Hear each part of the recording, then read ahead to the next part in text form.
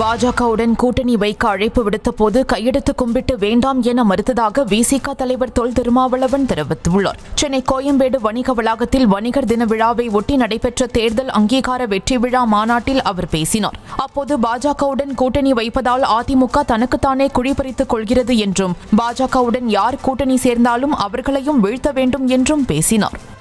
அகில இந்திய அளவில் டெல்லியில மிக உயர்ந்த அதிகாரியை அழைத்து பேசினார். நான் கையெடுத்து கும்பிட்டு ஐயா, எங்களுக்கு எங்க ஏற்றுக்கிட்ட கொள்கைக்கு அதுக்கும் உடன்பாடு இல்லை, மன்னிச்சிருங்க. இல்ல உங்க ஜனங்களுக்கு ஏதாவது நீங்க பண்ணலாம் இல்லையா, பிரதமரை வந்து சந்திக்கலாம் இல்லையா, நிறைய ஸ்கீம் வாங்கி கொடுக்கலாம், எஸ்சி மக்களுக்குன்னு நிறைய ஸ்கீம் இருக்கு, அதையெல்லாம் செய்ய சொல்லுவோம். உங்களுடைய அன்புக்கு நன்றிங்கய்யா, நான் வரங்கய்யான்னு சொல்லிட்டு வந்துட்டேன். இது 100 விழுக்காடு நடந்தது. 100 விழுக்காடு சத்தியம். இது நடந்தது. கொஞ்சம் நான் மனம் மாறினா என் வாழ்க்கையே வேற தானே.